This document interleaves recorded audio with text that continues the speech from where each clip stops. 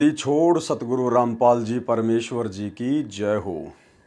परम पिता परमात्मा सारी सृष्टि के रचनहार कुल मालिक असंख्य ब्रह्मांडों के स्वामी जगत गुरु तीनों लोकों में प्रवेश करके सबका भरण पोषण करने वाले राजाधिराज आत्माधार नाथों के नाथ देवों के देव महादेव सर्वेश्वर महेश्वर मृत्युंजय अजरो अमर आदि अनादि सनातनी प्रभु जगत पिता जगदीश्वर श्री श्री 1008 की उपाधि के वास्तविक अधिकारी अकाल मूर्त शब्द स्वरूपी राम वासुदेव सर्वगतम ब्रह्म परम पूज्य प्रथम पूज्य परम संत परम पुरुष परम धनी परम दयालु सत्य कबीर हक्का कबीर अल्लाहु कबीर अल्लाहु अकबर बाखबर अल्लाह ताला जगत के तारणहार जगत के मुक्तिदाता जगत के जगन्नाथ हारे के सहारे हिंदुओं के राम मुसलमानों के अल्लाह सिखों के वाहिगुरु ईसाइयों के मसीह दया के सागर दया निधि करुणा के सागर करुणा निधि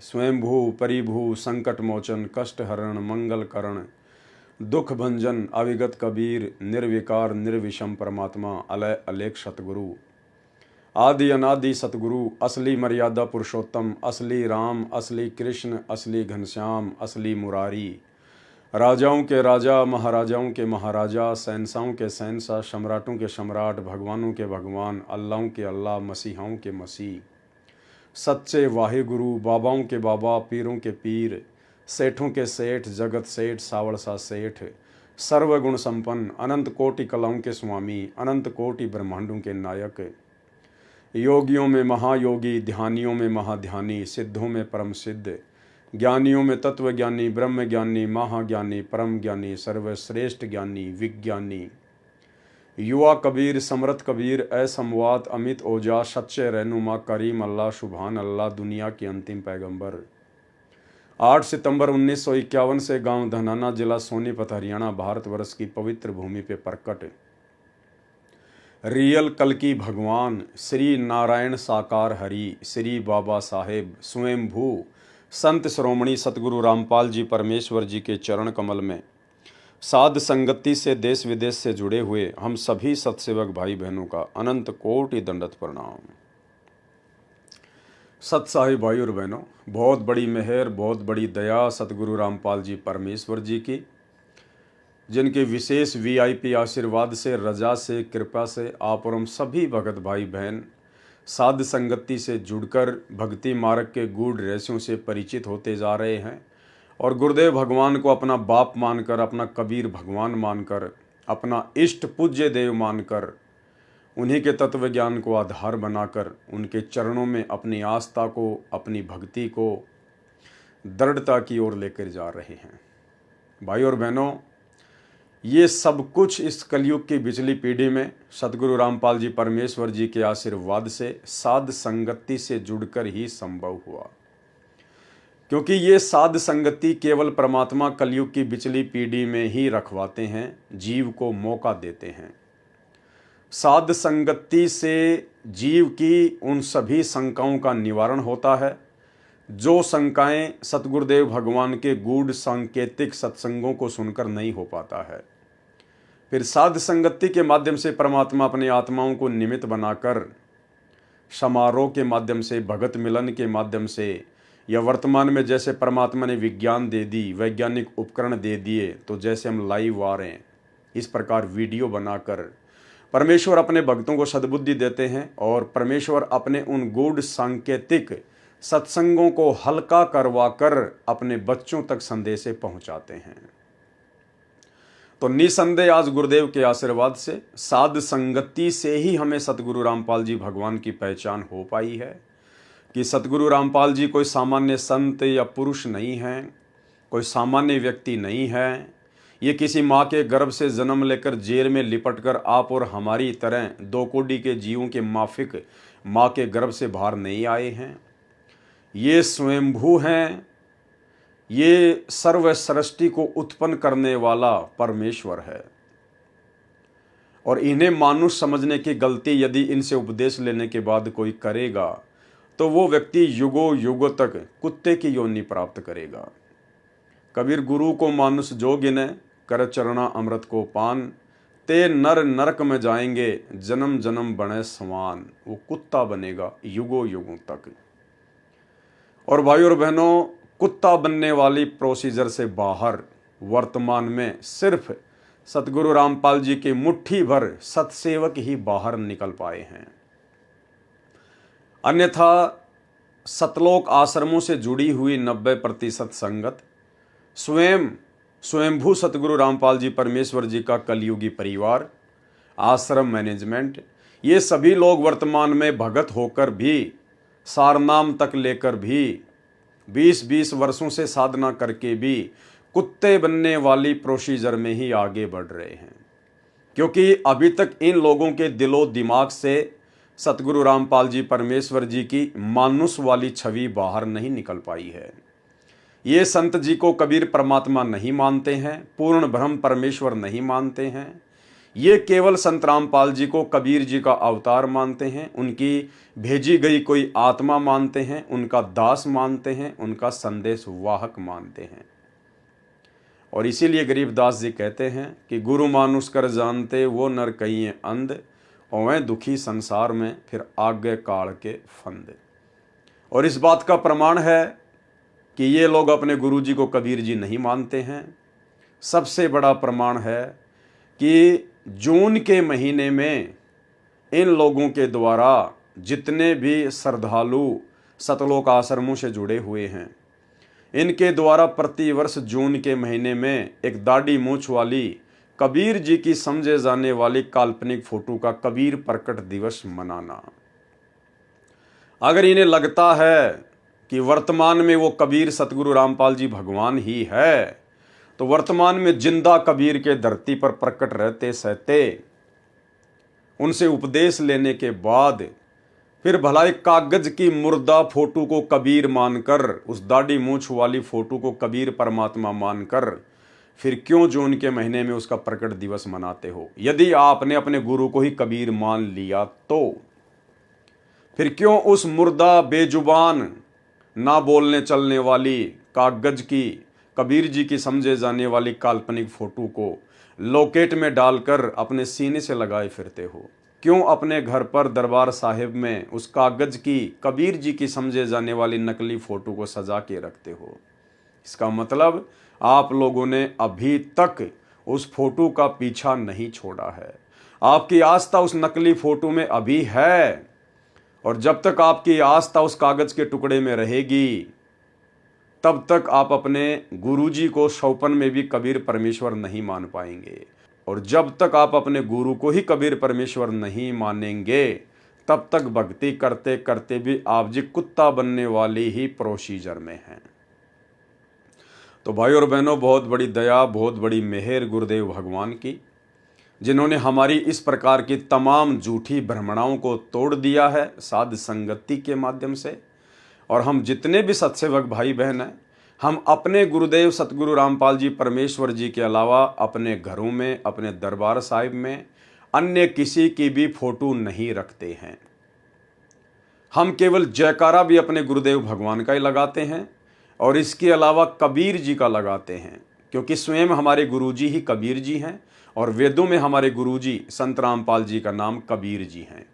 नाम सत्य है, लेकिन वो दाढ़ी मूंछ वाली फोटो सत्य नहीं है, वो नकली है। और हम केवल ज्ञान को आधार बनाकर, गुरुदेव भगवान के हिसार जेल में रहते सहते घर को आश्रम बनाकर, केवल अपनी भक्ति को निरंतर आगे बढ़ा रहे हैं। तो भाई और बहनों, ये बहुत बड़ी मेहर इस कलयुग की बिचली पीढ़ी में सतगुरु रामपाल जी परमेश्वर जी की विशेष वीआईपी रजा के बिना संभव नहीं है। और इस विशेष रजा के लिए हम गुरुदेव का जितना धन्यवाद करें उतना ही थोड़ा है। तो भाई और बहनों, आज सृष्टि रचना के माध्यम से क्रोथा कांड के रहस्यों को समझते हुए हमारा ये 6 नंबर का वीडियो है। और यदि आपने 1 नंबर पार्ट से देखना शुरू नहीं किया है, यानी अभी तक आपने वीडियो नंबर 1 से लेकर 5 तक नहीं देखे हैं, तो आपको कुछ भी समझ में नहीं आने वाला है।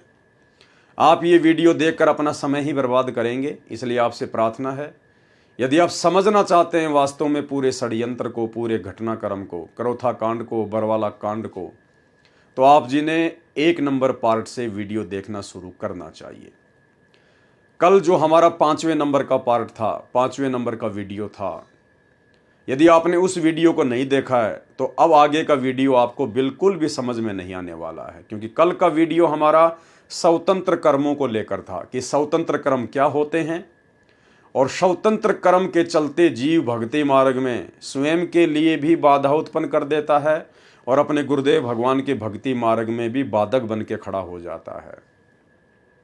और इसी स्वतंत्र कर्म का नतीजा था 2006 का करोथा कांड और 2014 का बरवाला कांड, और वर्तमान में बरवाला कांड के बाद से 2024 तक जिस प्रकार से संत रामपाल जी परमेश्वर जी की 90% संगत की आध्यात्मिक दृष्टि से दुर्गति की जा रही है, उनके खुद के कलयुगी परिवार के द्वारा, आश्रम मैनेजमेंट के द्वारा, ये सब कुछ उन भक्तों के अपने स्वतंत्र कर्मों का ही नतीजा है। सतगुरु रामपाल जी परमेश्वर जी से उपदेश प्राप्त करने के बाद वे हमें अपने सत्संगों के माध्यम से गारंटी देते हैं कि यदि आप पूर्णतया मर्यादा में रहोगे और मेरे द्वारा दिए गए इन भक्ति मंत्रों का जाप करोगे तो आपके जीवन में कभी भी कोई आपत्ति या कोई संकट नहीं आएगा, काल का कोई भी अटैक आपके ऊपर नहीं होगा। लेकिन भाइयों, सन 2006 में खुद संत रामपाल जी के ऊपर ही आपत्ति आ गई। सन 2014 में खुद संत रामपाल जी के ऊपर ही संकट आ गया। तो हम क्या समझे इस बात से? जो संत दूसरों को गारंटी देता है कि मेरे से उपदेश लेने के बाद और मर्यादा में रहोगे तो आप भक्तों के ऊपर भी कोई आपत्ति नहीं आएगी। हम भगत तो 2 कोटि के प्राणी हैं, 2 कोटि के जीव हैं, मिट्टी के पुतले हैं। लेकिन हमारे गुरुदेव भगवान तो स्वयं परमात्मा हैं, परमेश्वर हैं, अविनाशी हैं। फिर भला इन्होंने कौन सी मर्यादा तोड़ दी होगी जो सन 2006 में बरवाला कांड के माध्यम से उनके ऊपर आपत्ति आई और फिर 2014 में करोथा कांड के माध्यम से आपत्ति आई। भाई और बहनों, हमने इन बातों को समझना पड़ेगा।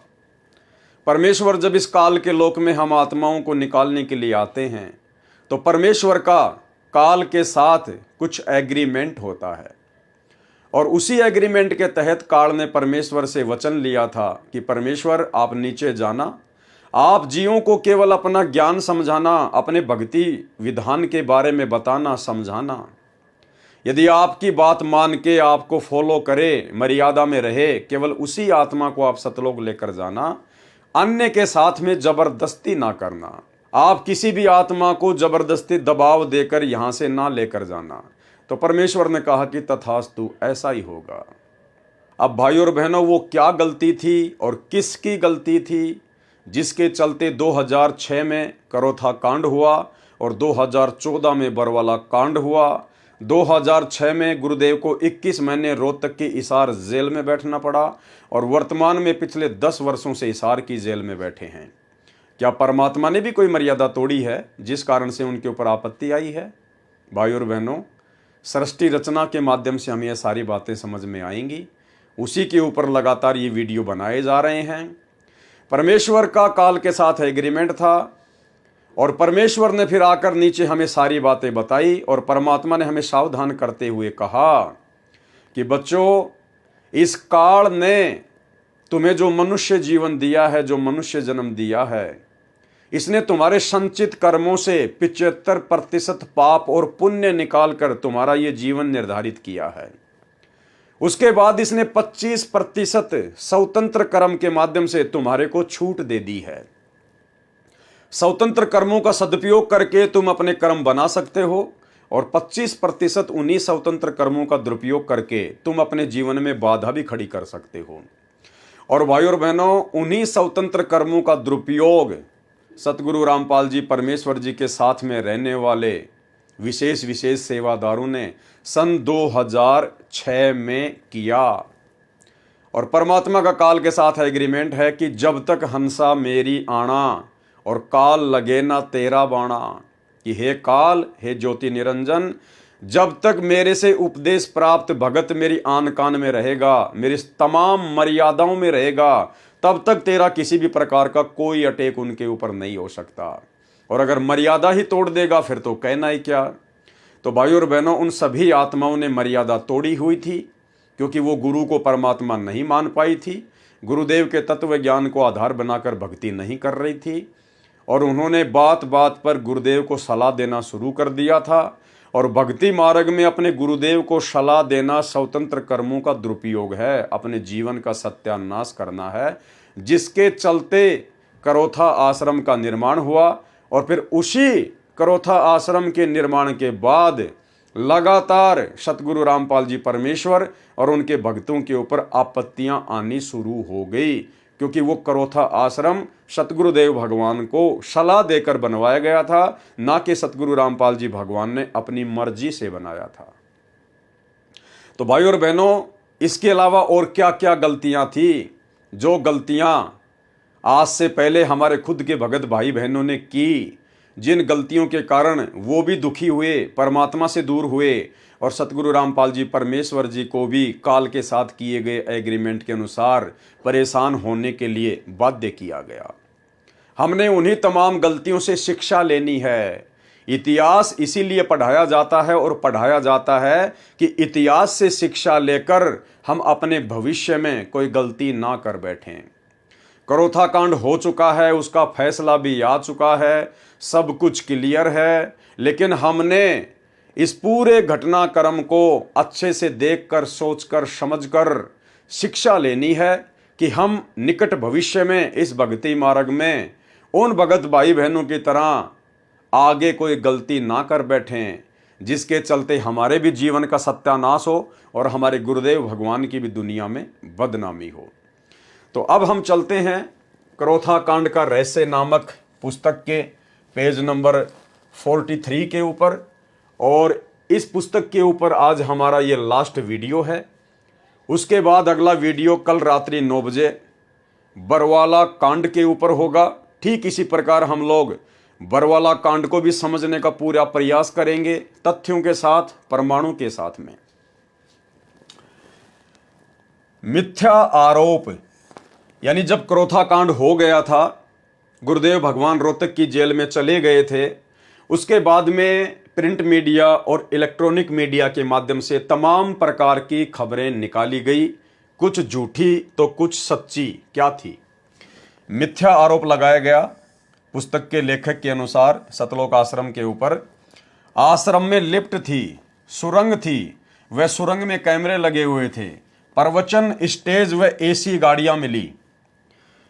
झूठ छपा, आश्रम में सुरंग और सुरंग में कैमरे। दैनिक भास्कर 15 जुलाई 2006 को पुस्तक के लेखक के अनुसार ये बिल्कुल गलत छपा था।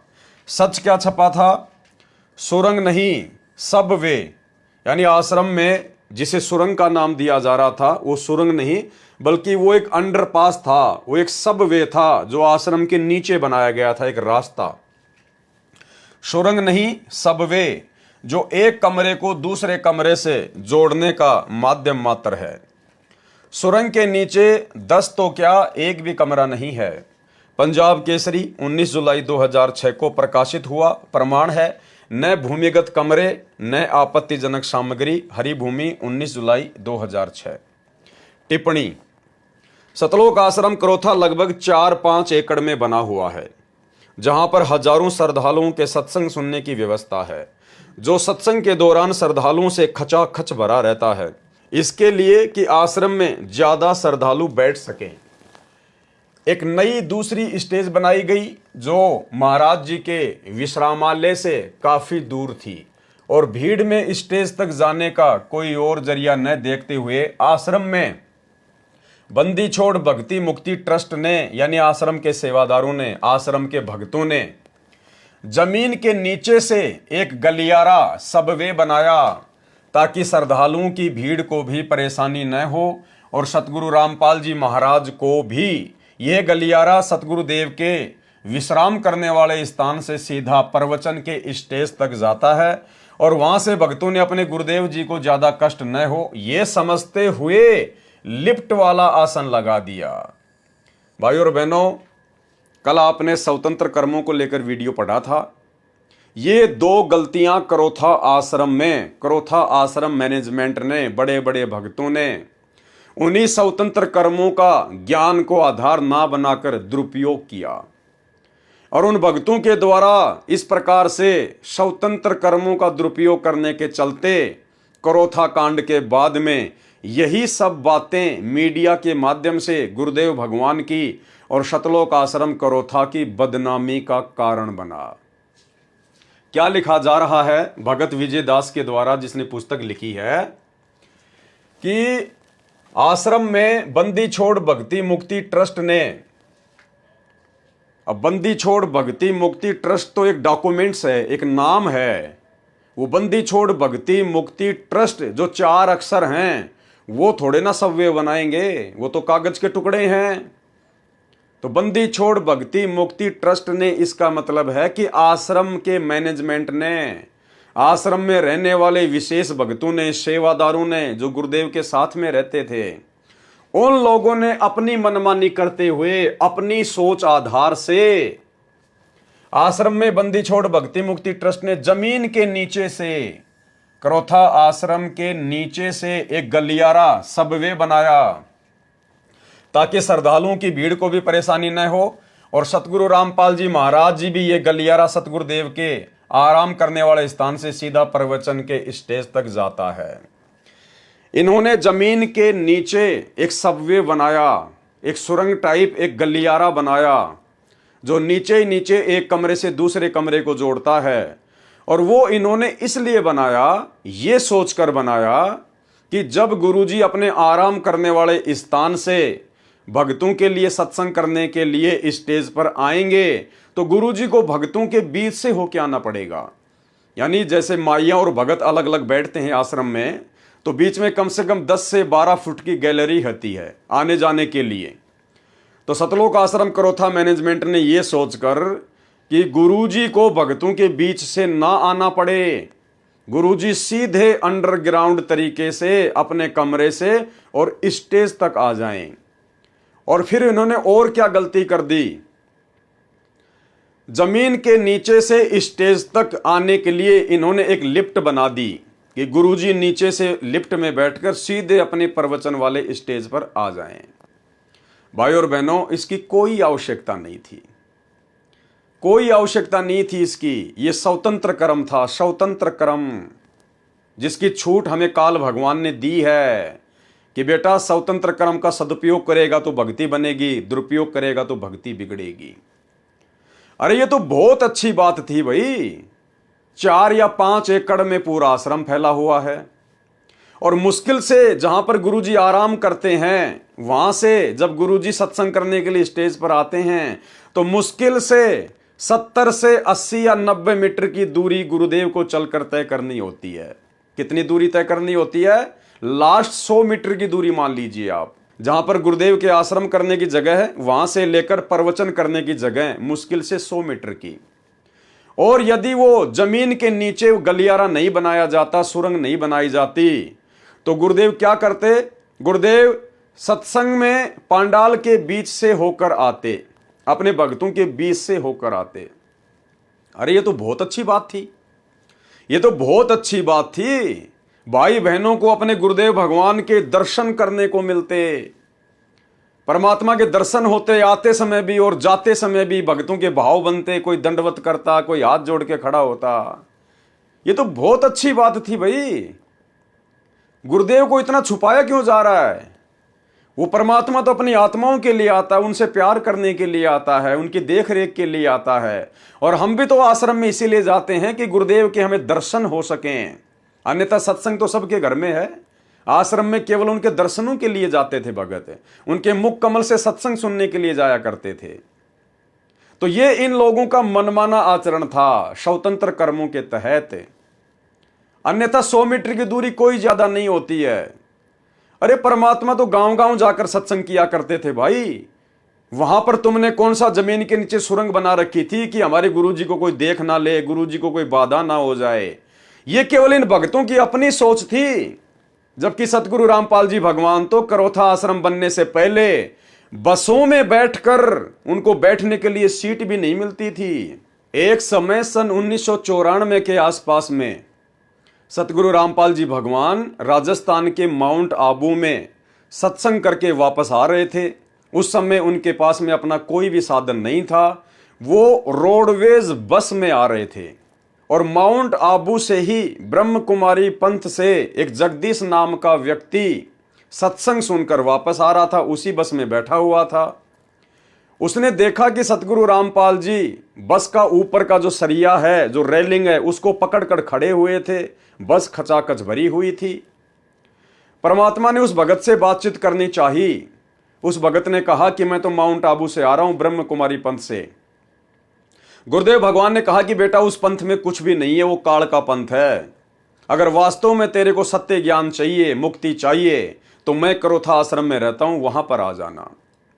कहने का मतलब भाई और बहनों, उसके बाद में उस जगदीश भगत ने नाम दीक्षा ली। वो साथ संगति में भी जुड़ा। उसने अपने आप बीती भी बताई। अब आप स्वयं सोचिए, सतगुरु रामपाल जी भगवान तो करोथा आश्रम बनने से पहले बसों में भी खड़े खड़े सत्संग करने के लिए जाया करते थे, गांव गांव जाया करते थे। उस समय सतगुरु रामपाल जी परमेश्वर जी को कोई दिक्कत नहीं थी, कोई आपत्ति नहीं थी। लेकिन जैसे ही सतलोक आश्रम करोथा का निर्माण हुआ, उसके बाद भक्तों ने अपनी तरफ से विशेष व्यवस्थाएं करनी शुरू कर दी, मनमाना आचरण करना शुरू कर दिया। और उन्होंने जमीन के नीचे वो सबवे बना दिया, वो गलियारा बना दिया, लिफ्ट लगा दी। जबकि भाई और बहनों, ज्ञान आधार से इन सब चीजों की कोई आवश्यकता नहीं थी। ये केवल भक्तों के पैसों का दुरुपयोग करना था। और लेखक ने इसी पुस्तक में लिखा हुआ है कि सतलोक आश्रम करोथा के ऊपर 30 लाख रुपए कर्जा था। 30 लाख रुपए। तो भाई, जब इस प्रकार से मनमानियां करोगे, अपनी तरफ से आवश्यकता से अधिक व्यवस्थाएं करोगे, तो कर्जा ही होगा और क्या होगा। तो भाई और बहनों, ये स्वतंत्र कर्मों का दुरुपयोग था। ये गलियारा बनाने की, ये सबवे बनाने की कोई आवश्यकता नहीं थी सतलोक आश्रम करोथा में। ये भक्तों के अपने स्वतंत्र कर्मों का दुरुपयोग था। और इन्हीं स्वतंत्र कर्मों को आधार बनाकर फिर काल ने संत समाज में, पूरे हरियाणा में, पूरे देश में 2006 में मीडिया के माध्यम से जमकर सतगुरु रामपाल जी परमेश्वर जी की बदनामी करवाई। तो ये होता है स्वतंत्र कर्मों का दुरुपयोग। और ये दुरुपयोग सतलोक आश्रम करोथा में सतलोक आश्रम मैनेजमेंट ने अपने गुरुदेव को मानुष मानकर किया। भाई और बहनों, हमने आगे इन सब चीजों का ध्यान रखना है। अगर परमेश्वर हमें इस प्रकार की कभी सेवा दें, हमारा कोई सौभाग्य जागृत हो, तो भाई और बहनों, हमने अपनी तरफ से एक कदम भी भक्ति मार्ग पर नहीं बढ़ाना है। एक कदम भी। जितना गुरुदेव भगवान ने हमें आदेशित कर दिया, निर्देशित कर दिया, केवल हमने उतना ही कार्य करना है। बाकी अपनी भक्ति, अपनी तरफ से भगत ने कोई दिमाग नहीं लगाना है, कोई डेढ़ शाना नहीं बढ़ना है। ये परमेश्वर का मार्ग है, वो अंतर्यामी है, उसको पता है कि कब क्या करना है, कब क्या नहीं करना है। परमेश्वर को सलाह देना, अपना सत्यानाश करना है। तो ये शिक्षा लेनी है आप और हम सभी भाई बहनों ने, हमारे पुराने भगत भाई बहनों की गलतियों से, कि भक्ति मार्ग में भगत की मनमानी नहीं चलती है। भक्ति मार्ग में यदि परमात्मा भगत को अपने आश्रम में रखता, अपने साथ में रखता है, तो केवल उसके शुभ कर्म बनाने के लिए रखता है। क्योंकि उन आत्माओं के संस्कार बहुत ही कमजोर होते हैं। परमात्मा उनको मौका देता है भक्ति के माध्यम से संस्कारों को मजबूत करने का। और वो आत्मा समझ बैठती हैं कि हम तो कोई विशेष आत्मा हैं, हम तो विशेष भगत हैं, जिस कारण से गुरुजी ने हमें अपने पास में रखा है। एक समय सतलोक आश्रम बरवाला में बिहार से एक 70-80 साल की बूढ़ी माई, जो पंडाल में बैठी रहती थी, दर्शनों के लिए गुरुदेव के पास लाइन में लग के गई। तो माई को भरम था। माई ने गुरुदेव से दर्शनों के समय कहा कि गुरुदेव, सबसे पहले तो यही भगत पार होंगे जो 24 घंटे आपके आगे पीछे घूमते रहते हैं, कोई बॉडीगार्ड बन के घूम रहा है। ये परमात्मा, ये तो दिन में 20 बार आपके हाथ से प्रसाद खाते हैं, दिन में 50 बार आपको दंडवत करते हैं, आप भी इनको आशीर्वाद देते रहते हो। मालिक, सबसे पहले तो यही पार होंगे। तो गुरुदेव ने माई से कहा कि माई, एक बात बता, डॉक्टर सबसे ज्यादा कौन से मरीज के पास में रहता है? ज्यादा देखभाल डॉक्टर कौन से मरीज की करता है? ज्यादा। बोला जी, उसी की करेगा जो ज्यादा सीरियस होगा, ज्यादा बीमार होगा, मरने की हालत में होगा। तो बोला माई ये जितने भी भगत जो मेरे आसपास आपको दिखाई दे रहे ना, ये सारे के सारे कोमा में हैं। आध्यात्मिक दृष्टि से ये तुम सबसे ज्यादा बीमार हैं। अगर मैं इनको अपने पास में ना रखूं तो काल इनको कब का उठा ले जाए, इनके संस्कार इतने कमजोर हैं। तो भाई और बहनों, हमने केवल अपने भगवान को देखकर और ज्ञान को देखकर ही भक्ति करनी पड़ेगी। भक्तों को देखकर भक्ति नहीं होती है कि ये भगत तो गुरुजी के साथ 24 घंटे रहता है, ये तो गुरुजी की गाड़ी चलाता है, ये तो गुरुजी के कपड़े साफ करता है, मैं इसके साथ रहूंगा तो मुझे लाभ मिलेगा, मुझे ज्ञान हो जाएगा। उल्टा नीचे गिरोगे भक्ति मार्ग में। गुरुदेव ने जो हमें मेडिसिन देनी थी वो दे दी, सत्संग दे दिए, 3 समय की आरती दे दी, जाप करने के लिए मंत्र दे दिए, 5 यज्ञ दे दी। हमने ये खुराक खानी है और अपना रोग कटवाना है। रोगी के साथ में रोगी की चापलूसी करके आप कभी भी स्वस्थ नहीं हो सकते। तो गुरुदेव भगवान के अलावा धरती पर जितने भी प्राणी हैं, रंग से लेकर राजा, ये सब आध्यात्मिक दृष्टि से रोगी हैं। सबको जन्म मरण का रोग लगा हुआ है और दवाई परमात्मा ने सबको समान रूप से दी है। अगर दवा खाएंगे तो रोग कटेगा, एक दूसरे रोगी की चापलूसी करने से कभी रोग नहीं कटता है। तो आप और हम भाई बहनों ने शिक्षा लेते हुए निकट भविष्य में इस प्रकार की गलतियां करने से बचना है। आश्रम में बंदी छोड़ भक्ति मुक्ति ट्रस्ट ने यानी आश्रम के भक्तों ने जमीन के नीचे गलियारा सबवे बनाया ताकि श्रद्धालुओं की भीड़ को भी परेशानी न हो। अरे श्रद्धालुओं को क्या परेशानी थी भाई? श्रद्धालुओं को तो खुशी होती अगर हमारे गुरुदेव भगवान अगर हमारे बीच में से आते प्रवचन करने के लिए, तो हमारी आत्मा तो गदगद हो जाती, दिल गार्डन गार्डन हो जाता। गुरुदेव के साक्षात 10-15 मिनट तक या 2-4 मिनट तक जब तक गुरुदेव आते हुए दिखाई देते, हमें उनके दर्शन होते। कबीरा दर्शन साधु का मुख पर बसे सुहाग, और दर्शन उन्हीं को होता है जिनके पूर्ण भाग। अरे ये तो हमारा परम सौभाग्य होता, उन आत्माओं का परम सौभाग्य जो उस समय थी, जो अपने गुरुदेव के 2 मिनट तक, जब तक वो 100 मीटर की दूरी पार करके आते, सबको आशीर्वाद देते हुए आते, कितना अच्छा लगता, सबकी आत्मा गदगद हो जाती। तो इसमें श्रद्धालुओं को दिक्कत कहां होनी थी? इसमें भक्तों को दिक्कत कहां होनी थी? जो आप लिख रहे हैं, बोल रहे हैं कि हमने वो नीचे अंडरग्राउंड में वो गलियारा बनाया ताकि भक्तों को दिक्कत ना हो। अरे भगत कौन सा उस गलियारे में जाते थे, कौन सा उस गलियारे का यूज करते थे? और गुरुदेव हमारे बीच में से आते, सत्संग के बीच में से आते, कितना अच्छा लगता, कितने हमारे पुण्य बढ़ते उनके दर्शन करने से। तो भाई और बहनों, ये मनमाना आचरण था सतगुरु रामपाल जी परमात्मा का। वो गलियारा बनाने का, वो सुरंग बनाने का कोई आदेश नहीं था।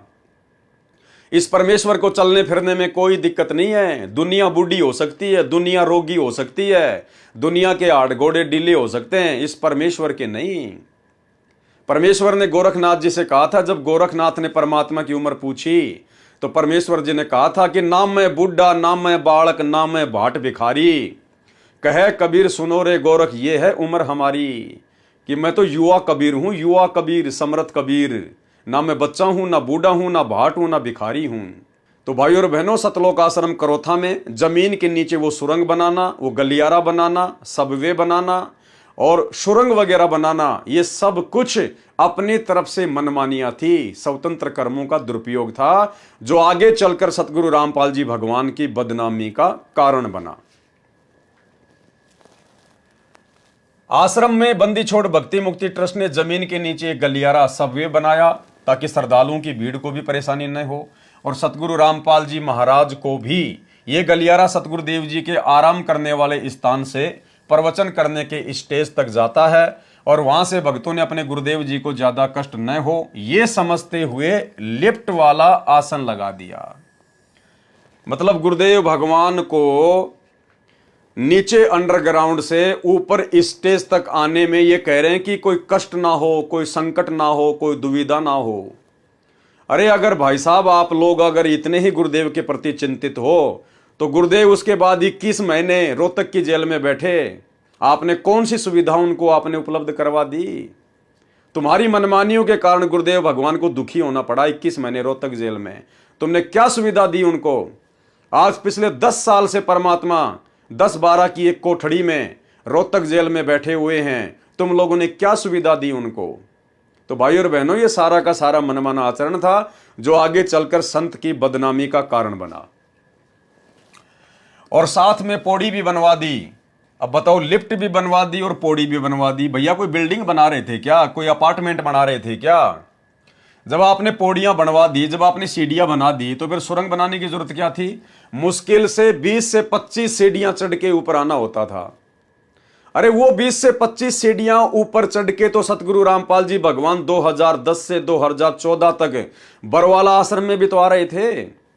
अरे बरवाला आश्रम में भी तुमने उसी प्रकार से सब कुछ बनवा रखा है, लेकिन बरवाला आश्रम में ना तो तुमने जो है कोई लिफ्ट बनाई, ना तुमने कोई गलियारा बनाया। तो बरवाला आश्रम में भी तो उसके बाद गुरुजी पौड़ियां चढ़ के आते थे, तो बरवाला आश्रम में भी लिफ्ट लगवा देते गुरुदेव भगवान के लिए। लेकिन बाद में फिर सतगुरु रामपाल जी भगवान ने मना कर दिया कि नालायकों, तुम्हारी एक मनमानी के कारण, तुम्हारी 2006 की गलती के कारण समाचार पत्रों में इस कबीर परमात्मा की कितनी बेइज्जती हुई है, कितनी बदनामी हुई है। आगे से ऐसी गलती ना करना। लेकिन उसके बावजूद भी इन्होंने और अन्य प्रकार की बहुत गलतियां सतलोक आश्रम बरवाला में की, जिसके ऊपर हम कल रात्रि 9 बजे से वीडियो बनाकर चर्चा करेंगे। और साथ में पौड़ी भी बनवा दी, सीढ़ियां भी बनवा दी, ताकि एक विकल्प रहे। अगर कभी लिफ्ट खराब हो जाए तो सीढ़ियों से गुरुजी ऊपर चढ़ के चले जाएं। अरे तो दिक्कत तो हो ही गई। मान लीजिए किसी दिन लाइट नहीं आई, तो क्या गुरुजी प्रवचन नहीं करेंगे? उस दिन भी तो गुरुजी को लिफ्ट के बजाय सीढ़ियों से जाना पड़ेगा। तो क्या काम आई तुम्हारी लिफ्ट? तो ये मनमाना आचरण था भाई और बहनों। और परमात्मा के मार्ग में मनमाना आचरण नहीं चलता है। ये कोई सामान्य संत नहीं है, कोई सामान्य कोई काल का पंथ नहीं है। ये पूर्ण ब्रह्म परमात्मा है, सर्व सृष्टि का रचनहार है। और इसको ना समझ पाने के चलते ही जीव इस प्रकार की काल प्रेरणा से गलतियां कर बैठता है, जो गलतियां आगे चलकर जीव के लिए भी घातक होती हैं और सतगुरु के मार्ग में भी बाधा उत्पन्न कर देती हैं। सत्संग करने वाली स्टेज पर तीनों तरफ शीशे लगा रखे हैं, ताकि महाराज जी श्रद्धालुओं को तीनों तरफ से नजर आए। रात्रि सत्संग के समय सत्संग करने की स्टेज वाली शीशे की कुटिया में 500 वाट की ट्यूब रोशनी के लिए लगाई है, ताकि श्रोताओं को संत रामपाल जी महाराज स्पष्ट दिखाई दें। जिस कारण कुटिया में गर्मी अत्यधिक हो जाती है, इसलिए उसमें एसी का लगना भी अति आवश्यक है। इसमें कोई दिक्कत नहीं है। अच्छी रोशनी करना और गुरुदेव भगवान आराम से सत्संग करें, उसके लिए एसी लगाना, ये नॉर्मल बात है। इसमें कोई बड़ी बात नहीं है, बहुत अच्छा काम है। लेकिन वो लिफ्ट बनाना खाली 20-30 सीढ़ियों के लिए और खाली 100 मीटर की दूरी मुश्किल से तय करने के लिए सुरंग बना देना, यह समझदारी नहीं थी। इसलिए उसमें एसी का लगना भी अति आवश्यक है। वास्तविकता तो यह है, अब आप स्वयं विचार करें कि इसमें एसी कौन सी चीज है जो पुलिस नहीं जानती। आगे चलिए भाई और बहनों, फिर क्या न्यूज छपी? मिथ्या आरोप, ये संत है 400 कैंटर का मालिक। अखबारों में उसके बाद में न्यूज आई कि संत रामपाल जी 400 ट्रकों का मालिक है। कैंटर यानी बड़े बड़े जो ट्रक आते हैं, जो मालगाड़ी जैसे ट्रोले, कि संत रामपाल जी के पास में 400 कैंटर हैं, इनका ट्रांसपोर्ट का काम है। अब वो क्या था ट्रांसपोर्ट का काम, क्या थे वो कैंटर, किसके वो कैंटर थे, ये यहां पर लिखा गया है। मिथ्या आरोप, ये संत है 400 कैंटर का मालिक। झूठ छपा, क्या छपा झूठ? नया खुलासा, पूना में है ट्रांसपोर्ट का कारोबार। दैनिक भास्कर 17 जुलाई 2006 में टिप्पणी की है लेखक ने। यह खबर भी बिल्कुल गलत व झूठी है। संत रामपाल जी महाराज का ट्रांसपोर्ट तो क्या किसी भी प्रकार का कोई कारोबार नहीं है, जिसकी जांच पुलिस प्रशासन ने भी अच्छी तरह से कर ली है और आगे भी कभी भी कर सकती है। लेकिन कम से कम बिना जांच किए ही ऐसी निराधार खबर तो नहीं छापनी चाहिए। इसमें चाहे प्रशासन हो या मीडिया, ये सब उनके कर्तव्य के अनुरूप तो नहीं है और ऐसे जनता के साथ खिलवाड़ हो रहा है। अब क्या लिख रहा है लेखक?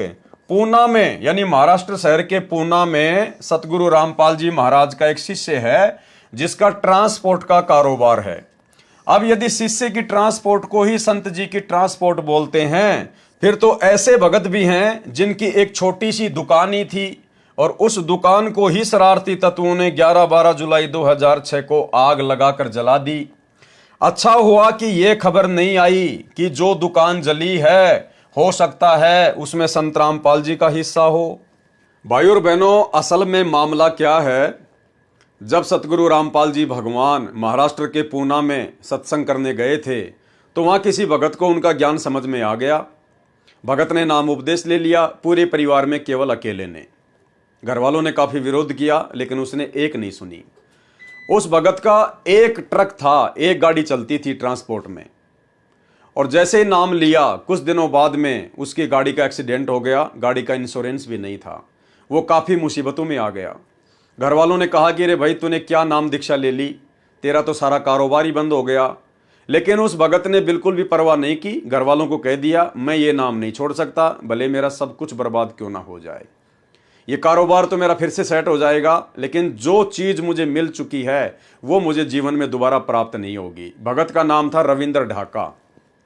उस भगत की ऐसी दृढ़ता देखकर अंतर्यामी परमेश्वर जी ने दया बख्शी, और उसके बाद उस भगत का बहुत ही अच्छा काम निकल पड़ा। उस एक्सीडेंट वाली स्थिति से भी वो बाहर निकल गया, और वर्तमान में कम से कम उसके पास में 500 गाड़ियां हैं, 500 बड़े बड़े ट्रक हैं, कैंटर, और पूना में उसका ट्रांसपोर्ट का काम है। नाम है रविंद्र ढाका। अब भाई और बहनों, उसके बाद में क्या होता है, उसी रविंद्र ढाका की उस ट्रांसपोर्ट को निमित्त बनाकर, क्योंकि मीडिया को तो मिर्च मसाला लगाकर अपनी पब्लिसिटी चाहिए होती है, तो मीडिया ने इस प्रकार की बातें छाप दी कि बाबा का तो महाराष्ट्र के पूना में बहुत बड़ा ट्रांसपोर्ट का काम है, 400 गाड़ियां चलती हैं, कैंटर चलते हैं। चलो ये मीडिया का काम है, कोई बड़ी बात नहीं है। इस प्रकार की झूठी खबरें तो लोग छापते ही रहते हैं। अब 2014 का फिर बरवाला कांड हुआ, और बरवाला कांड होने के 7-8 महीने तक संगत में किसी भी प्रकार की पैसे की कोई सेवा नहीं चली थी। बरवाला कांड के 7-8 महीने के बाद में सतलोक आश्रम मैनेजमेंट हरियाणा ने संगत से पैसा ऐंठना शुरू किया था गुरुदेव के आदेश की आड़ में। और सबसे पहले इन्होंने जो संगत में पैसे की सेवा चलाई थी वो एक जमीन के नाम पर चलाई थी, कि हमने बरवाला कांड से पहले बरवाला आश्रम के पास में 60 एकड़ जमीन का सौदा किया हुआ था। 32 करोड़ में 5 करोड़ हमने दे दिए थे, 28 करोड़ हमारे को और चाहिए। इस प्रकार से इन्होंने संगत से पैसे की सेवा शुरू की, और संगत ने, बेचारी भोली संगत ने, नादान संगत ने गुरुदेव का आदेश समझकर भाई और बहनों दिल खोलकर सेवा की। जबकि उस जमीन के विषय में दास के पास में गुरुदेव भगवान का हिसार जेल से आया हुआ लेटर है। उस लेटर में गुरुदेव भगवान ने स्पष्ट लिखा हुआ है कि उस जमीन का जो बयाना दिया हुआ था, या तो वो बयाना वापस ले लो, अगर नहीं देते हैं तो कोई बात नहीं है, आगे फिलहाल आपने जमीन नहीं खरीदनी है। इसके बावजूद भी इन लोगों ने संगत से उसी जमीन के नाम पर पैसा ऐंठा, और इन्होंने वो बयाना भी वापस ले लिया, लेकिन संगत को नहीं बताया। संगत को लगा कि जमीन की आवश्यकता है, गुरुजी का आदेश है, इसलिए संगत ने दिल खोलकर सेवा की। तो भाई और बहनों, उस सेवा से पहले गुरुदेव का छोटा भाई महेंद्र, जो कि भगोड़ा बन के घूम रहा था, बरवाला कांड के बाद में पुलिस से बचकर भाग रहा था, उसको कुछ पैसों की आवश्यकता पड़ी अपनी सेटिंगबाजी करने के लिए या जैसी भी थी। तो उसने इसी रविंद्र ढाका से कहा कि रविंद्र ढाका जी हमें कुछ पैसे चाहिए। तो रविंद्र ढाका ने उसको मना कर दिया, बोलो भैया तू मेरा गुरु थोड़ी है। अरे मैं आश्रम में दान करता था तो मैं अपने गुरुजी को करता था, मेरे गुरुजी थे उस समय। तू भाई मेरा गुरु थोड़ी है जो मैं तेरे को पैसा दे दूं, तो मेरा गुरु भाई है, मैं कोई मूर्ख थोड़ी हूं। गुरु बिन दान पुण्य जो करी ही मिथ्या होए कबू न फल ही। तो रविंद्र ढाका और महेंद्र की आपस में खींचातानी हो गई।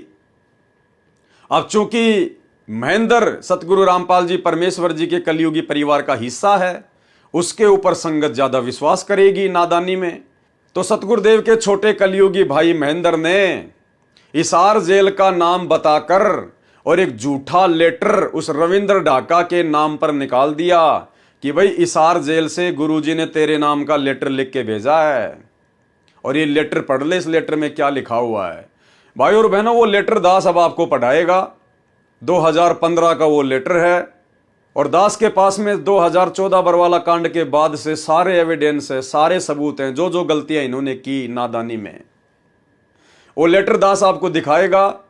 उस लेटर को पढ़ने के बाद में भाई और बहनों, आप जी खुद निर्णय कर लेना कि आपके सर्व समर्थ गुरुदेव भगवान को, आप और हमारे पूज्य परमेश्वर जी को उस लेटर के माध्यम से मात्र 50 लाख रुपए के लिए कितना बेबस और लाचार दिखाया गया है। कितना बेबस और लाचार। गुरुदेव प्रार्थना कर रहे हैं उस रविंद्र ढाका से उस लेटर में कि भाई मुझे उधार दे दे, उधार। क्या ये परमात्मा उधार मांगेगा क्या? जो तीनों लोकों में प्रवेश करके सबका भरण पोषण करता है, ये उधार मांग के अपनापन चलाएगा? ये उधार मांग कर अपना काम करेगा क्या? जो दुनिया को हीरे मोती लाल देता है ये उधार मांगेगा, लेकिन इनके नाम से वो लेटर निकाला गया।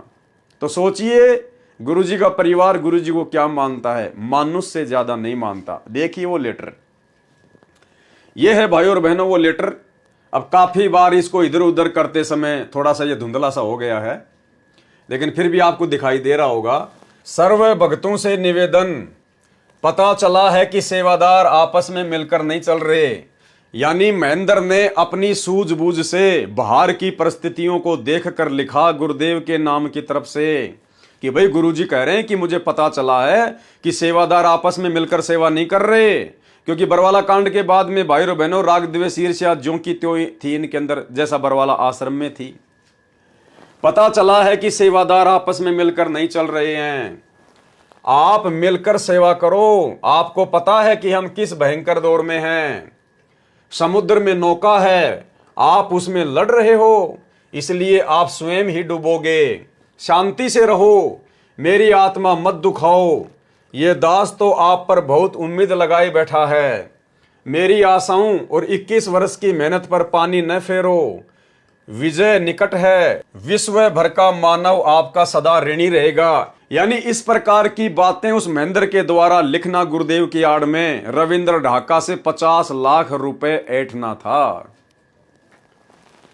सरकार मैदान छोड़ने वाली है। अब बताओ भाई और बहनों, अगर ये गुरुदेव का लेटर होता तो उनके वचन कभी फैल नहीं हो सकते, मिथ्या नहीं हो सकते। सरकार ने तो आज तक अपना मैदान नहीं छोड़ा, 10 साल हो गई। तो ये किसके द्वारा लिखा गया होगा ये लेटर? आप जी स्वयं निर्णय कर लेना। सरकार मैदान छोड़ने वाली है, आप मिलकर संघर्ष करो। आप दिनांक 11/8/2015 को पूरा जोर लगा दो संगत को हिसार लाने के लिए। भाई क्यों बुलाएंगे हमारे गुरुदेव संगत को हिसार में? संगत का क्या काम है? पुलिस प्रशासन ने गुरुजी को कोर्ट में पेश किया, कोर्ट ने गुरुजी को हिसार जेल में बैठा दिया। अब तो वकीलों का और जजों का काम है। संगत क्या निर्णय करेगी? क्या संगत गुरुजी को सजा सुनाएगी क्या, या उनको बरी करेगी? संगत का क्या काम था हिसार की तारीखों पर? लेकिन इस प्रकार से लेटर निकालकर काल प्रेरणा से, ये स्वतंत्र कर्म है भाई और बहनों, ध्यान रखना। ये स्वतंत्र कर्मों के तहत सब कुछ काल प्रेरणा से हो रहा था। संगत का भला हिसार में क्या काम? कोई काम नहीं था। लेकिन देखो गुरुदेव का आदेश बताकर किस प्रकार से षड्यंत्र रचा गया। पूरा जोर लगा दो संगत को हिसार लाने के लिए, चाहे मेरी वीसी से पेशी क्यों ना हो। आप फटियों पर निमन वाक्य लिखना, यानी हाथ में बोर्ड लगा लगा के, और क्या लिख के लेके आना है? संत रामपाल दास व अनुयायियों पर झूठे मुकदमे बनाए हैं। अब भाई हम अपने गुरुजी के नाम के आगे दास कैसे लगा सकते हैं? हम अपने गुरुजी के नाम के आगे अपने हाथ से संत रामपाल दास कैसे लिख सकते हैं? ये विचार करने की बात है।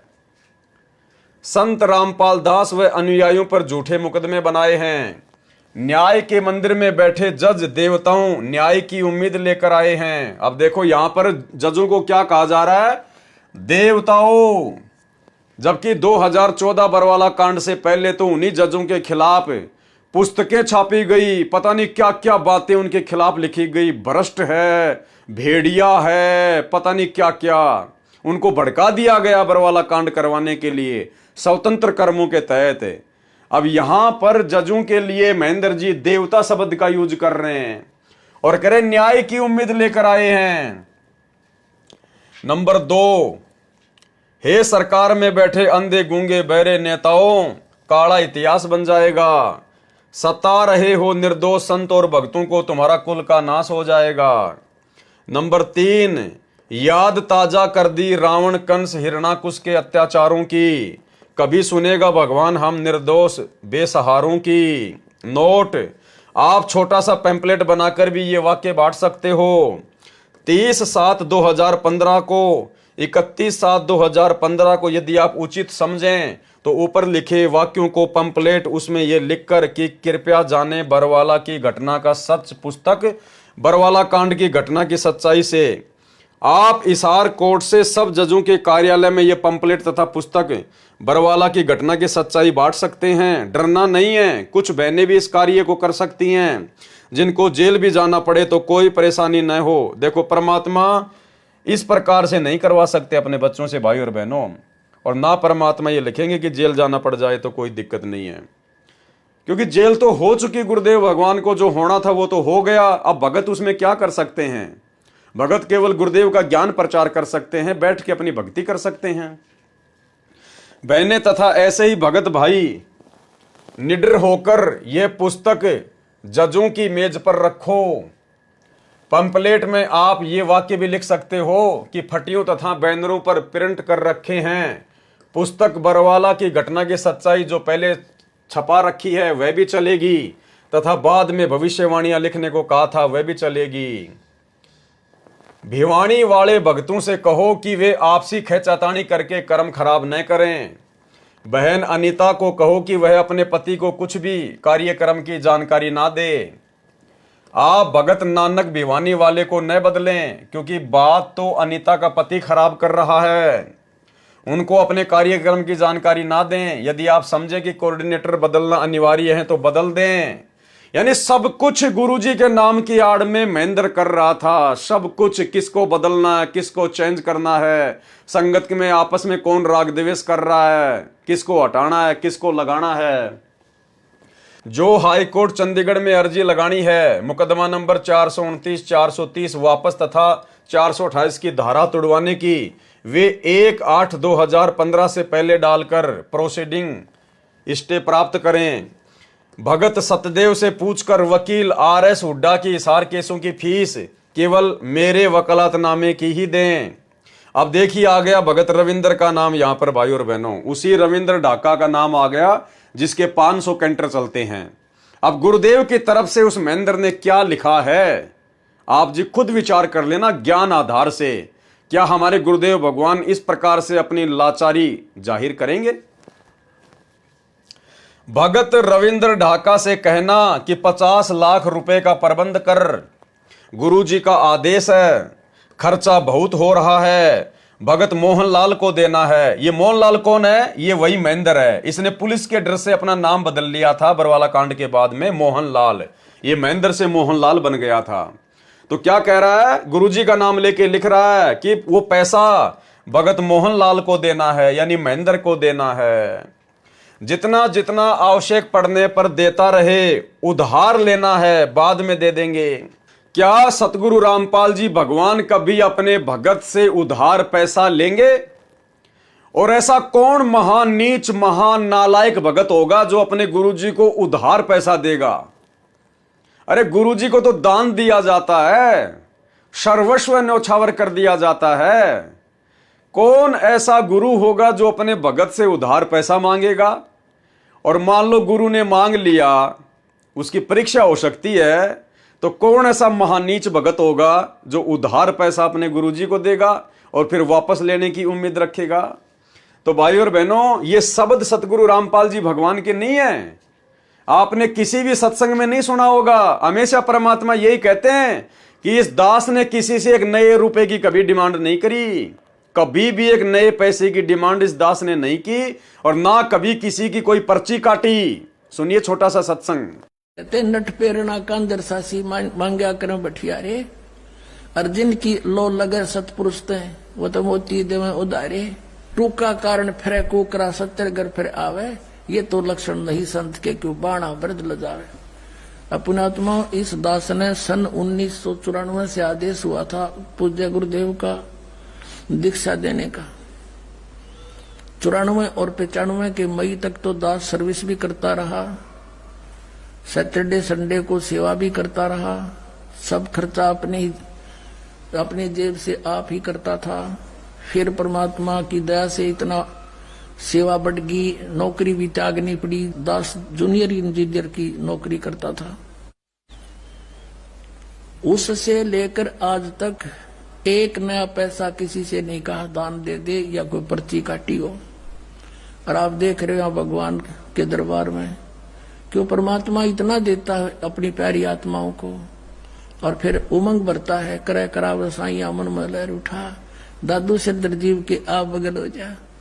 तो यहाँ देख लो कि कैसा मालिक की दया है, सब तरह की व्यवस्था है, और आज तक एक ना पैसा नहीं मांगा दास ने। तो कहते हैं जो मांगे सो बढ़ुआ कहिए, दर दर फिरे अज्ञानी, और जोगी जोग संपूर्ण जिसका मांगना पीवे पानी। तो ये कहते हैं गरीबदास साहिब जी कह रहे हैं कि उत्तर पश्चिम पूर्व पश्चिम उत्तर दक्षिण ये फिरदा दाने दाने नू, और सर्व कला सतगुरु साहिब की हरियाए हरियाणे नू। गरीबदास कहते कबीर साहब आए भगवान हरियाणे नू, और तो मांगते फिर उधर धक्के खाते फिर उस भगवान को पहचानो। तो बताओ भाई और बहनों, अब वही परमात्मा एक भगत के आगे भिखारी बनेगा, एक भगत के सामने इस प्रकार से लाचारी पेश करेगा, और वो भी परम संत सतगुरु रामपाल जी भगवान जो पूरी सृष्टि को दे रहे हैं। तो देखिए भाई और बहनों, किस प्रकार से गुरुदेव भगवान की आड़ में और उनके भाई के द्वारा, कलयुगी भाई के द्वारा, काल प्रेरणा से किस प्रकार के शब्द लिखे जा रहे हैं। ये हैं स्वतंत्र कर्म, ये स्वतंत्र कर्म है भाई और बहनों, ये भोगने पड़ेंगे, फिर आगे चलकर ये भोगने पड़ेंगे। हमने शिक्षा लेनी है, शिक्षा हमने केवल उतना ही करना जितना गुरुजी ने सत्संगों में बता दिया। उसके बाद भाई और बहनों आंखें और कान बंद कर लेने हैं, अपनी रोजी रोटी का धंधा ईमानदारी से, बाकी जितना गुरुजी ने सत्संग कर दिए वही आदेश फॉलो करते हुए अपनी भक्ति करनी है। ये ड्रामेबाजी वही करता है जो गुरु को मानुष मानता है, जो गुरु को अपने जैसा दो कोड़ी का जीव मानता है। अब ये महेंद्र दास कहां से संत रामपाल जी को परमात्मा मान लेगा, भगवान मान लेगा। अरे भैया, भाई भाई आपस में एक ही परिवार में रहते हैं, बचपन में भी रहते हैं, जवानी में भी रहते हैं, और छोटी छोटी बातों को लेकर, कभी जमीन को लेकर, कभी घर की औरतों को लेकर, छोटी छोटी बातों को लेकर कांसुनी भी हो जाती है, खेचातानी भी हो जाती है। ये तो घर घर की राम कहानी है। तो आगे चलकर वो महेंद्र कैसे संत रामपाल जी को परमात्मा मान लेगा, कबीर जी मान लेगा, कभी शौपन में नहीं मान सकता। तो गुरु को मानुष मानने के चलते स्वतंत्र कर्मों का दुरुपयोग करते हुए यहां पर इस प्रकार की बातें लिखी जा रही हैं। भगत रविंद्र ढाका से कहना कि 50 लाख रुपए का प्रबंध कर, गुरुजी का आदेश है, खर्चा बहुत हो रहा है, भगत मोहनलाल को देना है, जितना जितना आवश्यकता पड़ने पर देता रहे, उधार लेना है, बाद में दे देंगे उसको। नोट आगे क्या कहा गया, फिर महेंद्र के द्वारा रविंद्र ढाका को डराया गया है कि पैसे नहीं देगा तो फिर देख ले। नोट, रविंद्र ढाका क्या उत्तर देता है मुझे बताना। कोर्ट में पुस्तक बरवाला कांड की घटना बांटने के लिए सीमा जयपुर, रानी पानीपत और जो भी बहनें आश्रम में रहती थी वे सेवा कर सकती हैं। गुरुजी कभी भी अपनी शिष्या के लिए बहन शब्द का यूज नहीं करेंगे। गुरुजी बहने शब्द का यूज नहीं करेंगे, क्योंकि उन लड़कियों की उम्र 2014 बरवाला कांड के समय मात्र 20 या 25 साल की थी। तो गुरुजी उनके लिए बहने शब्द का प्रयोग नहीं करेंगे, बेटी शब्द का प्रयोग कर सकते हैं, बेटी शब्द का। तो भाई और बहनों, ये महेंद्र के द्वारा लिखा गया है सतगुरु रामपाल जी भगवान की आड़ में। रोहतक कोर्ट में भी बांट सकते हैं। संत रामपाल दास 25/7/2015 को ये लेटर निकाला गया। तो आपकी आंखों के सामने है भाई और बहनों। अब आगे चलते हैं पेज नंबर 50 के ऊपर। और क्या झूठे आरोप लगाए गए मीडिया के द्वारा, जो लेखक ने लिखा है। मिथ्या आरोप। संत रामपाल जी खुद को कभी हनुमान का अवतार बताते थे तो कभी कबीर का, खुद को जगत गुरु और भगवान बताते थे। तो लेखक जो भगत है वो क्या लिख रहा है, टिप्पणी। संत रामपाल जी के सत्संग की सैकड़ों वीडियो सीडी, ऑडियो कैसेट व ऑडियो सीडी बनी हुई हैं और भगत समाज में वितरित हो चुकी हैं, और 5-6 पुस्तकें भी छपी हुई हैं, वो भी भगत समाज में वितरित हो चुकी हैं। कोई भी व्यक्ति महाराज जी के मुख से कहा हुआ कि मैं भगवान हूँ, मैं जगत गुरु हूँ, या मैं स्वयंभू हूँ, या मैं कबीर साहिब का अवतार हूँ, या हनुमान का अवतार हूँ आदि प्रमाणित करे और समाज के सामने लाए तो जाने। अरे मेरे भाई, इतनी बड़ी बात लिखने की जरूरत क्या थी। सीधा सीधा कह देते भाई ठीक है, हनुमान जी के अवतार तो उन्होंने कभी नहीं कहा, बाकी भैया वो जगत गुरु हैं, वो स्वयंभू परमात्मा हैं, वो कबीर साहिब हैं, इसमें कोई संशय नहीं है, कोई मिलावट नहीं है। भले तुम ना मानो, लेकिन वो खुद भगवान है, परमात्मा है, स्वयंभू है तो हैं। इसने बोलना चाहिए था। लेकिन कह रहा नहीं, आप किसी भी पुस्तक में दिखा दो संत रामपाल जी ने कभी भी अपने आप को ये नहीं कहा, वो नहीं कहा। अरे भैया, वो कैसे कहेंगे? वो तो अपने आप को छुपाते हुए ये ज्ञान प्रचार कर रहे हैं। अगर सन 1994 में संत रामपाल जी कहने लग जाते कि मैं कबीर हूं, तो तुम भी नहीं मानते। जो आज तुम ये पुस्तक लिख रहे हो ना उनके शरण में आके, तुम भी इस बात पे यकीन नहीं करते और उनके प्रवचन तक नहीं सुनते कि बड़ा घमंडी आदमी है, खुद को कबीर जी कहता है। तो भाई और बहनों, परमात्मा ने स्वयं कबीर होते हुए भी अपने आप को कबीर का दास बताकर आप और हम आत्माओं तक अपना ज्ञान पहुंचाने के लिए उन्होंने लीला की भूमिका की। तो भाई, इसमें डरने की क्या आवश्यकता थी? साफ साफ कहते थे भैया हमारे गुरुजी भगवान है, परमात्मा है, इसमें क्या दिक्कत है? प्रमाणित करें और समाज के सामने लाएं तो जाने। महाराज जी अपने आप को जगत गुरु, मैं भगवान हूं आदि न बताकर अपने आप को कबीर साहब का कुत्ता बताने का तो अनेकों जगह प्रमाण है। अरे ये लिखने की क्या आवश्यकता थी भाई? लेकिन जैसे आरोप लगाए गए हैं ऐसा प्रमाण तो एक भी जगह नहीं मिलता। जगत गुरु का जो प्रकरण है वह महाराज जी स्वयं नहीं लिखते, अपितु उनके शिष्य अनुयायी अपने गुरुदेव के ज्ञान को देखते हुए जगत गुरु कहते हैं और कहते रहेंगे। वे इन्हें कौन भगत, वे इन्हें स्वयं कबीर साहिब आया हुआ मानते हैं और मानते रहेंगे। देखो भाई और बहनों, ये होता है केवल जुबान से कहना। 2006 करोथा कांड के बाद में आश्रम मैनेजमेंट लिख रहा है कि हम उनके भगत संत रामपाल जी को स्वयं कबीर साहिब आया हुआ मानते हैं और मानते रहेंगे। वे इन्हें स्वयं कबीर साहिब आया हुआ मानते हैं और मानते रहेंगे। लेकिन कहां माना तुम लोगों ने? अरे कहां माना? करनी तज कथनी कथ है, अज्ञानी दिन रात, कुत्ते जूं भौंकत फिरे, सुनी सुनाई बात है। अगर तुम भक्तों ने सतगुरु रामपाल जी को कबीर साहिब मान लिया होता तो तुम तो आज 2024 में भी मेरे भाई, अभी थोड़े दिन पहले जून के महीने में तुमने उस दाढ़ी मूंछ वाली कबीर जी की समझे जाने वाली नकली बनावटी कागज की फोटो का प्रकट दिवस मनाया है। तुम तो आज भी उस मुर्दा फोटो को कबीर साहिब मान रहे हो, ना कि जिंदा सतगुरु रामपाल जी भगवान को। तो लिखने को तो भाई कोई कुछ भी लिख दे। ये जितने भी नकली साधु संत महात्माओं के चेले हैं ये भी अपने गुरुजियों को भगवान ही मानते हैं, सतगुरुदेव भगवान, पता नहीं क्या क्या बोलते हैं, लेकिन वो कभी भी अपने गुरुजी को भगवान नहीं मानते और ना उनके गुरुजी भगवान हैं। लेकिन यहां तो सतगुरु रामपाल जी स्वयं कबीर साहिब हैं, इसमें कोई मीन मेख नहीं है। लेकिन यहां जिस प्रकार से इस भगत के द्वारा कहा जा रहा है, ये भगत आज भी अपने गुरुजी को कबीर साहिब नहीं मानता। खैर, वर्तमान में तो ये पागल है, मेंटल हो चुका है, रोहतक से इसका इलाज चल रहा है मेंटल हॉस्पिटल में। लेकिन और जितने भी सतलोक आश्रम मैनेजमेंट हरियाणा वाले हैं वर्तमान में, गुरुदेव का कलयुगी परिवार, आज भी उनको कबीर साहिब नहीं मानता। जैसा कि यहां उन्होंने लिखा है कि हम तो संत रामपाल जी को कबीर साहिब मानते हैं और मानते रहेंगे। ना तो तुम मानते थे, ना वर्तमान में मानते हो, और कोई उम्मीद नहीं है कि तुम आगे उनको कबीर साहिब मान लोगे। अगर मान लेते तो फिर वो कागज के टुकड़े कबीर जी की समझे जाने वाली दाढ़ी मूंछ वाली फोटो को अपने घर में नहीं रखते, और ना तुम जून के महीने में उसका कबीर प्रकट दिवस मनाते। वे इन्हें स्वयं कबीर साहिब आया हुआ मानते हैं और मानते रहेंगे। अब देखना इनके अज्ञान का नमूना भाई और बहनों आगे। जो आध्यात्मिकता के मार्ग में न्याय संगत है, बिल्कुल ये बात तो सही है, आध्यात्मिक क्षेत्र में न्याय संगत है कि अपने गुरु को ही परमात्मा मानना होता है, तभी भक्ति सफल होती है। लेकिन तुमने कहां माना?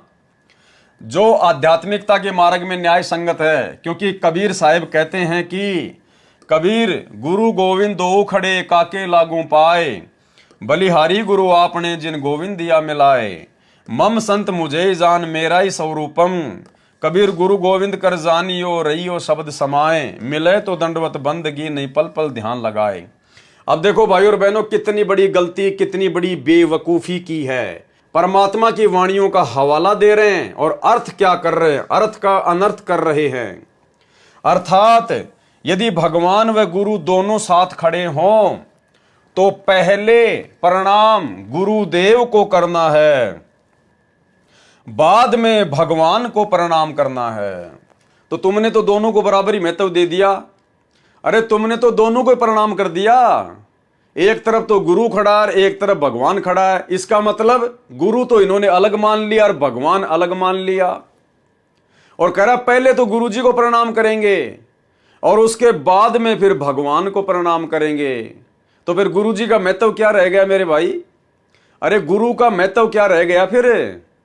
अरे कोई स्त्री है और वो कहे कि एक तरफ तो मेरा देवर खड़ा है और एक तरफ जो है मेरा वो पति खड़ा है, तो पहले तो मैं रात्रि में अपने पति के साथ में विश्राम करूंगी और उसके बाद में अपने देवर के साथ में विश्राम करूंगी। तो वो तो घटिया औरत है, वो पतिव्रता कहां से हो गई फिर? उसके तो दो दो पति हो गए। तो इसी प्रकार कह रहा है कि पहले तो, अर्थात यदि भगवान व गुरु दोनों खड़े हों तो पहले प्रणाम गुरुदेव को करना है, बाद में भगवान को प्रणाम करना है। ये बात स्वयं भगवान कहते हैं, न कि कोई गुरु अपने पास से। और फिर हवाला क्या दे रहा है कि ये बात खुद भगवान कह रहे हैं। अरे कब कहा भगवान ने कि गुरु के बाद में मेरे को प्रणाम करना है? एक छोटा सा सत्संग सुनाते हैं आपको सतगुरु रामपाल जी परमेश्वर जी का, आपको आइडिया हो जाएगा इन भक्तों को कितना तत्व ज्ञान है और कितना इन्होंने अच्छे से सत्संग सुने हैं। सतगुरु रामपाल जी भगवान ने बताया कि जब तुम त्रिकुटी पर जाओगे ये शरीर छोड़कर, उस समय तुम्हारी परीक्षा होगी। और मान लो त्रिकुटी पर ये दास भी खड़ा है और दूसरी तरफ वो कबीर भगवान आके खड़ा हो जाए, जिसको हम लोग नादानी में वर्तमान में कबीर भगवान मान रहे हैं, दाढ़ी मूंछ वाले को। तो गुरुदेव कह रहे कि एक तरफ तो ये दास खड़ा है और एक तरफ वो कबीर भगवान अपने ओरिजिनल रूप में आके खड़ा हो गया, दाढ़ी मूंछ वाले रूप में। अब आप भक्तों ने क्या करना है? गुरुदेव कह रहे हैं इसी वाणी का हवाला देते हुए, गुरु गोविंद दोनों खड़े काके लागू पाए, बलिहारी गुरु अपना जिन गोविंद दियो बताए। तो गुरुदेव कह रहे हैं कि आपने केवल अपने गुरु जी के ही चरणों में पढ़ना है, केवल अपने गुरु जी के चरणों में। अगर उधर भगवान की तरफ देख भी लिया, उस परमात्मा की तरफ अगर देख भी लिया, अगर झांक भी लिए, झांकना हरियाणा राजस्थान में कहते हैं देखना, यूं ऊपर मुंह करके झांकना, जैसे किसी खिड़की में से झांक के देखना। तो गुरुदेव कह रहे हैं अपने गुरुजी के ही चरणों में पड़ना है। अगर तुमने उधर झांक भी लिया उस दाढ़ी मूंछ वाले कबीर जी की तरफ, और यदि तुमने उनको प्रणाम कर लिया, उसी समय रिजेक्ट हो जाओगे, रिजेक्ट।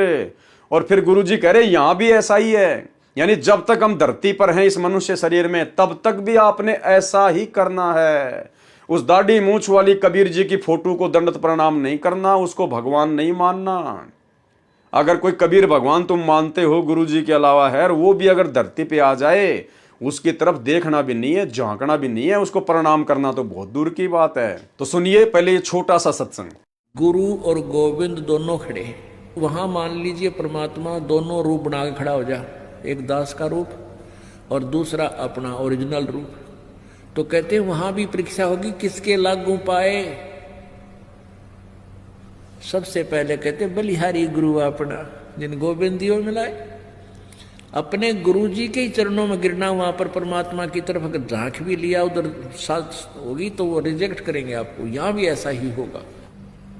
तो वहां गुरु जी के ही चरणों में समर्पित होना है, तो भगवान प्रसन्न। तो भाई और बहनों, सत्संग आपने सुन लिया। परमात्मा ने स्पष्ट आदेश दे दिया हम भक्तों को कि अपने गुरु जी के अलावा अगर ओरिजिनल भी अगर वो कबीर जी आ जाए, अगर कोई है तो तुम्हारी नादानी में, तो भी तुमने उसकी तरफ झांकना भी नहीं है, देखना भी नहीं है, दंडवत करना तो बहुत दूर की बात है। अरे इसीलिए तो हम सत्सेवकों ने सतगुरु प्रेरणा से ज्ञान को आधार बनाकर उस फोटो को ही अपने घर से निकाल दिया। सब ने अपने अपने लॉकेट से उस फोटो को ही निकाल दिया, दाढ़ी मूंछ वाली कबीर जी वाली फोटो को। अपने घरों में जितनी भी फोटोएं थी वो फाड़ फाड़ के फेंक दी, आग के हवाले कर दी। दरबार साहिब में जितनी भी फोटोएं थी अपने गुरु जी के अलावा सारी फोटोएं फाड़ के फेंक दी। हमने तो सोशल मीडिया पर फाड़ फाड़ के हजारों वीडियो बनाए भाई, हजारों वीडियो। हमारे ऊपर तो उसको लेकर मुकदमे भी हुए हैं।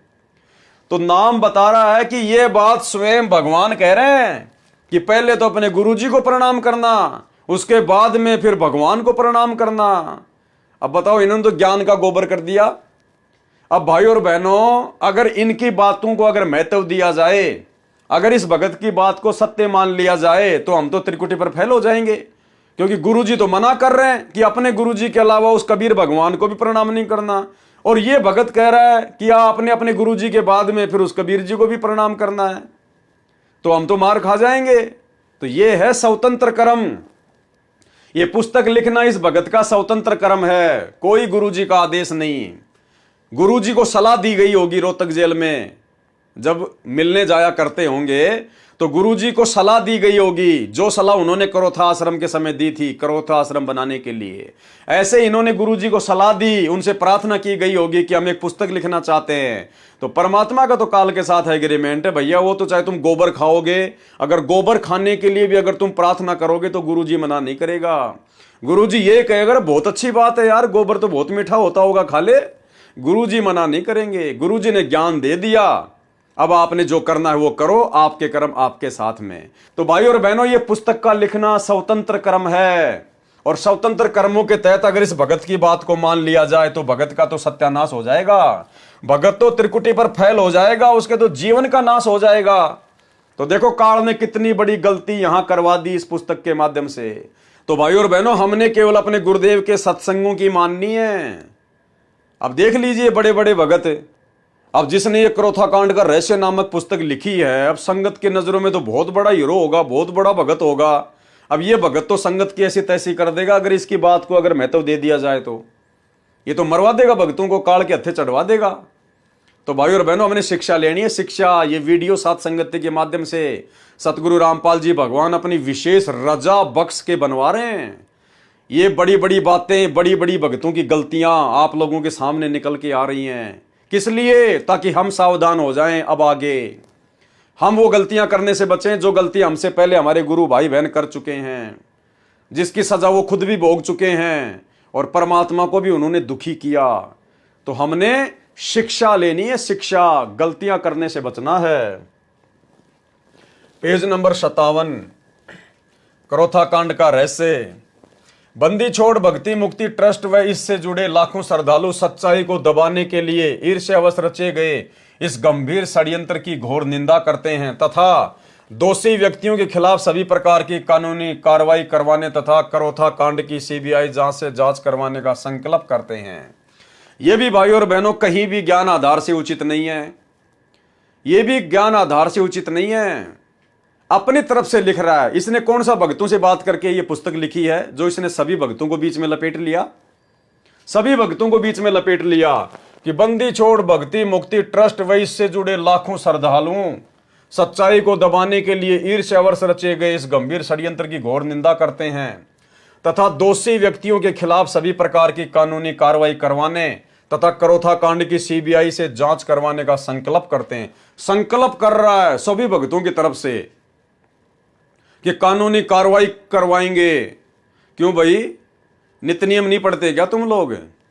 अरे ये तो काल का लोक है भैया, या तो रोज तुम्हारे ऊपर मुकदमे करेंगे लोग, रोज तुम्हें मारेंगे पीटेंगे गालियां देंगे, तो क्या तुम रोजाना थाने में जाके बैठोगे? आज किसी ने तुम्हारे साथ में शरारत कर दी, कल को दूसरा करेगा, परसों तीसरा करेगा, तो रोजाना थानों में चक्कर काटोगे क्या? क्या कह रहे हैं गुरुदेव भगवान नित्य नियम में? जो तोकू काटा बोवे वाको बोतु फूल, और तोए फूल के फूल है वाको है त्रिशूल। तो इन्होंने तो मान लीजिए हम भक्तों के साथ में क्रोथा कांड के माध्यम से इस प्रकार की घटना को जन्म दे दिया, लेकिन हम भक्तों के लिए क्या आदेश है गुरुदेव का? जो तोकू काटा बोवे उसको बोतु फूल। हमने उसके साथ में वैसा ही व्यवहार नहीं करना है। ईंट का जवाब पत्थर से नहीं देना है, फूल का जवाब लकड़ी से नहीं देना है। गुरुदेव क्या आदेश दे रहे हैं, परमात्मा का क्या विधान बता रहे हैं? जो तोकू काटा बोवे वाको बोतु फूल। तो आप तो भाई साहब कानूनी कार्रवाई कर रहे हो, आप तो उनके खिलाफ मुकदमे करवाने की सोच रहे हो। तो लगता है आप जी नित्य नियम नहीं पढ़ते, और पढ़ते हैं तो वाणियों पे ध्यान नहीं देते। ये भक्तों के काम नहीं है, ये संतों के काम नहीं होते हैं। अरे संतों को तो अपने गुरु पे विश्वास करके मर्यादा में रह के भक्ति करनी होती है, उसके बाद दुनिया तुम्हारा क्या बिगाड़ देगी? अरे परमात्मा ने कहा कि जब तक हंसा मेरी आना काल लगे ना तेरा बाणा। जब तक मेरा भगत मेरी मर्यादा में है तेरा कोई अटैक होगा ही नहीं, तो काहे की टेंशन ले रहे हो भाई तुम? लेकिन ये क्रोथा कांड तुम्हारी मनमानियों का नतीजा, तुम्हारे स्वतंत्र कर्मों का नतीजा। अब भुगतो, तुम्हारे अंदर इतना ज्ञान तो है नहीं, इतना दिमाग तो है नहीं। गुरु को तुमने मानुष माना, तो गुरु का भी आशीर्वाद तुम्हारे साथ में नहीं है। तो लड़ो लड़ाओ आपस में, तुम्हारे ऊपर वो मुकदमे करें, तुम उनके ऊपर मुकदमे करो, लड़ो और मरो आपस में। जबकि ये भक्तों के काम नहीं है भाई और बहनों। हमने हर स्थिति में अपने गुरुदेव भगवान पर विश्वास रखना है। हमारे गुरुदेव के साथ में सन 1994 से 2014 बरवाला कांड तक और उसके बाद बरवाला कांड से लेकर वर्तमान 2024 तक शुरुआत में जेल में ना जाने कितने लोगों ने कैसी कैसी बदतमीजियां की हैं। जब गुरुजी गांव-गांव सत्संग करने जाते थे, लोग गालियां निकालते थे। वो चिड़ी गांव की घटना जो आपको पहले बताई गई है, गुरुजी की गाड़ी को रास्ते में रोककर 3-4 गुंडों के द्वारा गुरुजी के साथ में मारपीट की गई।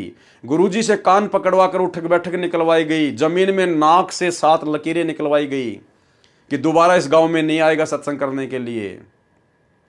उसके बावजूद भी गुरुदेव भगवान ने अपनी तरफ से कोई मुकदमा नहीं किया किसी के ऊपर। किसके ऊपर करें भाई? ये सभी तो परमात्मा के बच्चे हैं। क्या बाप अपने बच्चों के ऊपर मुकदमा करेगा? और अब हमें समझ में आ गया कि भले उन्होंने उपदेश नहीं ले रखा है, जगत वाले हैं, लेकिन है तो हमारे भाई बंधु। हम सभी एक परमात्मा के बच्चे हैं, सतलोक से आए हुए हैं। वो नादान है, काल की भांग पी रखी है, तो क्या हम ईंट का जवाब पत्थर से देंगे? क्या हम उनके साथ में लड़ाई झगड़ा करेंगे? फिर हमारे में और उनमें क्या अंतर हो गया? अरे फिर वो जगत वाले में और हम भक्तों में क्या अंतर हुआ फिर? अरे फिर उनके ऊपर प्रभाव कैसे होगा हमारे व्यवहार का, हमारे आचरण का, अगर हम लोग जैसे का तैसा ही जवाब देंगे तो ये परमेश्वर के विधान के खिलाफ है। आपके ऊपर यदि नाजायज किसी ने मुकदमा किया है, आपको परेशान कर रहा है, तो भाई आपने अपने गुरुदेव पर विश्वास रखना है। आपने अपनी भक्ति करनी है, अपने गुरुदेव से अरदास करनी है, विनती करनी है। करने दो, जिसने मुकदमा करना है वो करने दो, करने दो। क्या बिगाड़ लेगा हमारा? हमारे साथ में समर्थ है, अगर विश्वास है तो कुछ नहीं दाल गलेगी उसकी, कुछ भी दाल नहीं गलेगी। तो हम भक्तों ने शिक्षा लेनी है। भले चाहे हमें कोई कितना दुखी करे, कोई कितना परेशान करे, मारे पीटे, कुछ भी करे, आप और हमने भाई और बहनों उफ तक जवाब नहीं देना है। उसके कर्म उसके साथ में है, हमारी भक्ति हमारे साथ में है। देखने वाला और अंत में फैसला करने वाला समर्थ जज, पूरी सृष्टि का जज सतगुरु रामपाल जी भगवान है और हम उस जज के बेटा बेटी हैं। हम उनकी शरण में हैं। फिर काई की दिक्कत है, काई की प्रॉब्लम है?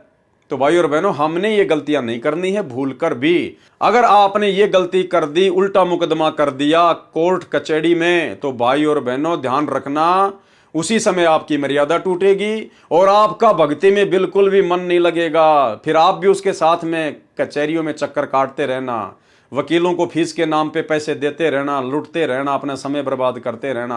आपका मन फिर भक्ति में नहीं लगेगा, बिल्कुल भी नहीं लगेगा।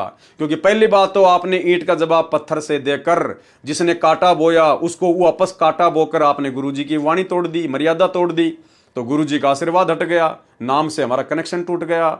और फिर क्या है बाद में? फिर तो काल प्रेरणा है, फिर तो परेशानियां फिर भुगतते रहो। अंत में दुखी होकर भक्ति छोड़ दो कि गुरुजी कोई लाभ ही नहीं दे रहे। तो ये गलती भाई और बहनों, हम सत्सेवक भाई बहनों ने अपने जीवन में बिल्कुल भी नहीं करनी है। चाहे कोई हमारे ऊपर चाहे 50 मुकदमे करे, चाहे 100 मुकदमे करे, हमने बिल्कुल भी जवाब नहीं देना है। हमने अपने परमात्मा को प्रसन्न करना है। हर स्थिति में अपने गुरुजी के आगे रोना है, विनती करनी है। बाकी काम गुरुदेव भगवान का है। अभी हम बस इतना ही कह सकते हैं कि जितने भी आरोप संत रामपाल जी महाराज वे सतलोक आश्रम पर लगाए गए हैं, वे सब झूठे हैं। अभी हमारे सामने इतनी विषम परिस्थितियां उत्पन्न कर दी गई हैं कि पूरी सच्चाई को समाज के समक्ष प्रस्तुत करने में अभी समय लगेगा, लेकिन जल्दी ही उन्हें प्रमाण सहित समाज के सामने लाया जाएगा। क्योंकि 100 दिन बुराई के होते हैं तो एक दिन सच्चाई का भी होता है। इस सच्चाई को तो एक दिन सामने आना ही है। देखना यह कि आज का शिक्षित, विवेकी और सही गलत की समझ रखने वाला सभ्य समाज इसे कितनी जल्दी समझ पाता है। अरे कहां समझेगा भाई, जब तुम्हारे खुद के भगत भाई बहन बरवाला कांड की सच्चाई को नहीं समझ पा रहे। सात संगतियों के माध्यम से इतने अच्छे से वीडियो बना बना के गुरुजी के सत्संगों से प्रमाणित कर करके बताए जा रहे हैं, जब तुम्हारे खुद के भगत भाई बहन तुम्हारी सच्चाई नहीं समझ रहे, तो बताओ आम समाज कहां से समझ जाएगा बेचारा। संत रामपाल जी महाराज पर प्रशासन ने झूठे केस बनाए हैं, क्योंकि मिथ्या आरोप के आधार पर प्रशासन को संत जी को फंसाने का मुद्दा नहीं मिला। आश्रम की जमीन की रजिस्ट्री 420 का मुकदमा। वास्तविकता तो यह है कि जमीन वाले ने अपनी बहन के स्थान पर अपनी बुआ जी का अंगूठा व फोटो लगा दिया। कौन सी जमीन का मुकदमा भाई और बहनों? वही जमीन जब 2003 में संत रामपाल जी सत्संग करने के लिए महाराष्ट्र के पूना शहर में गए हुए थे महीने भर के लिए, और पीछे से स्वतंत्र कर्मों का नाजायज फायदा उठाते हुए, मनमानी करते हुए सतलोक आश्रम करोथा ने, गुरुदेव के भाई ने और अन्य विशेष सेवादारों ने एक भगत के आग्रह पर 1 एकड़ जमीन दान में ले ली, बिना गुरुजी की आज्ञा लिए, बिना गुरुजी से विचार विमर्श किए। जमीन दान देने वाला भी दोषी हुआ और जमीन लेने वाले सतलोक आश्रम क्रोथा वाले भी दोषी हुए। और भाई और बहनों, वो मनमाना आचरण था, स्वतंत्र कर्मों का दुरुपयोग था। और जब आप भक्ति मार्ग में मनमाना आचरण करोगे तो आगे चलकर क्या होगा? उसी जमीन के ऊपर मुकदमा हुआ और उसी मुकदमे के चलते आर्य समाज को क्रोथा आश्रम पर आक्रमण करने का मौका मिला। यानी क्रोथा कांड सतलोक आश्रम क्रोथा के मुख्य सेवादारों की मनमानियों का नतीजा, स्वतंत्र कर्मों का नतीजा। भाई और बहनों, अब देख लो ये स्वतंत्र कर्म कितने घातक हैं यदि इनका दुरुपयोग किया गया तो। आश्रम की जमीन की रजिस्ट्री का 420 का मुकदमा। वास्तविकता तो ये कि जमीन वाले ने अपनी बहन के स्थान पर अपनी बुआ जी का अंगूठा व फोटो लगा दिया। अगर तुम जमीन लेते ही नहीं तो भाई कैसे वो अपनी बहन की जगह अपनी बुआ का अंगूठा लगाता? अरे ना होता बांस और ना बनती बांसुरी, ना कोई धुन निकलती। अगर जमीन लेनी थी, दान में लेनी थी, तो इतनी जल्दबाजी क्यों की तुम लोगों ने? गुरुदेव भगवान को महाराष्ट्र से आने देते, उसके बाद गुरुदेव से आज्ञा लेते तो सारे काम सफल होते। लेकिन यह है मनमानियों का नतीजा। फिर गलतियां होंगी। तथा उनके नंबरदार ने शनाख्त कर दी तो जमीन प्राप्त करने वालों को क्या पता कि ये कौन है। संत रामपाल जी के न तो कहीं हस्ताक्षर हैं, अर्थात उस जमीन के ऊपर संत रामपाल जी भगवान के कहीं कोई हस्ताक्षर नहीं, क्योंकि ना तो उनकी आज्ञा से ली गई और ना ही उनके मुताबिक कोई काम हुआ, तथा न कहीं नाम है। फिर भी संत रामपाल जी पर 420 का मुकदमा बना दिया। अरे तुम्हारे स्वतंत्र कर्मों के कारण, तुम सतलोक आश्रम क्रोथा वाले भक्तों की गलतियों के कारण संत रामपाल जी को ऊपर मुकदमा लगा।